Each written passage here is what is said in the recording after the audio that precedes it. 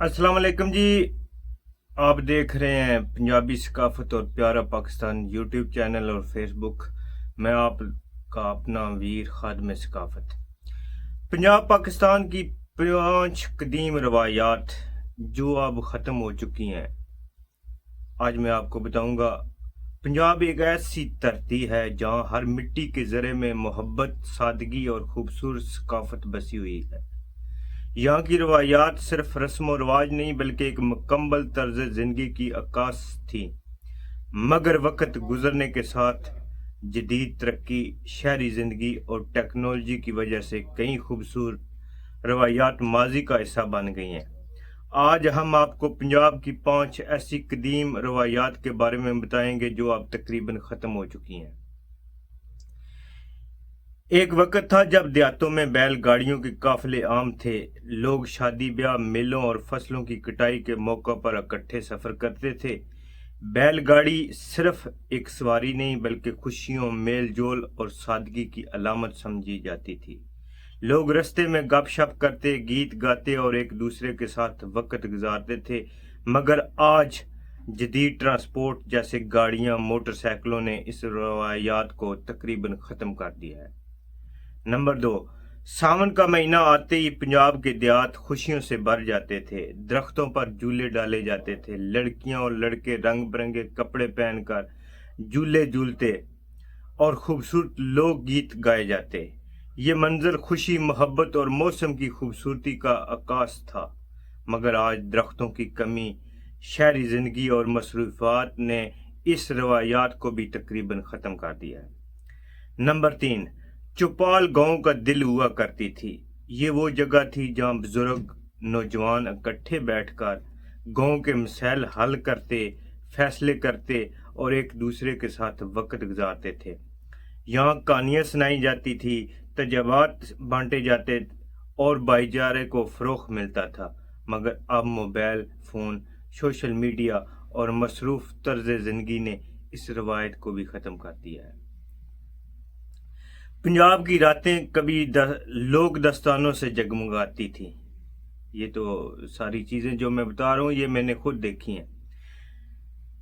पंजाब की रातें कभी लोक दस्तानों से जगमगाती थी। बुजुर्ग बच्चों को हीर रांझा, सस्सी पुन्नू और दीगर मोहब्बत भरी दस्तानें सुनाते थे। ये कहानियाँ सिर्फ तफरीह नहीं बल्कि अखलाकियात, सकाफत और रवायात को अगली नस्ल तक मुंतकिल करने का ज़रिया थी। मगर आज टीवी, मोबाइल और इंटरनेट ने इस खूबसूरत रवायात को भी पीछे छोड़ दिया है। पुराने वक्तों में घरों में ख़वातीन हाथ की चक्की से गन्नम पीस कर आटा तैयार करती थी। ये अमल मेहनत, सादगी और ख़ानदानी तावन की अलामत समझा जाता था। घर के अफराद इस काम में एक दूसरे का हाथ बटाते और इसमें एक ख़ास बरकत और मोहब्बत महसूस की जाती थी। मगर आज फ्लोर मिल्स और जदीद मशीनों ने इस रवायत को भी मुकम्मल तौर पर ख़त्म कर दिया है।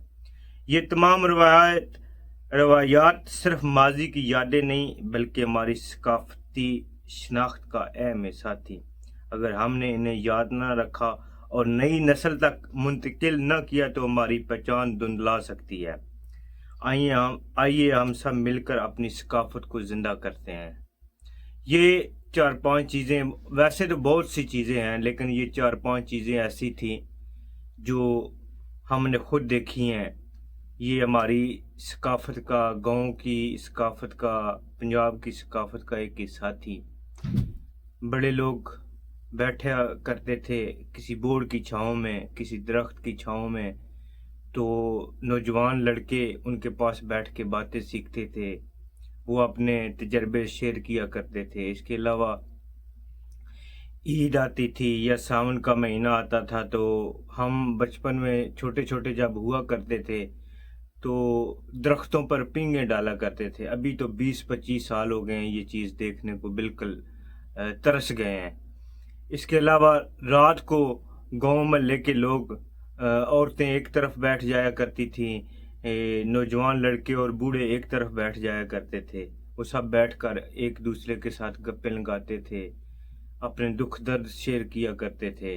मगर अफसोस आज वो चीज़ें सब ख़त्म हो गई हैं और ये موجودہ دور موبائل انٹرنیٹ اور جدید سائنسی دور نے یہ ساری چیزیں ختم کر دی ہیں، لیکن وہ دور اچھے تھے، ان کو یاد کر کے ہمیں بڑا دکھ ہوتا ہے، اس کو پچھتاتے ہیں اس دور کو۔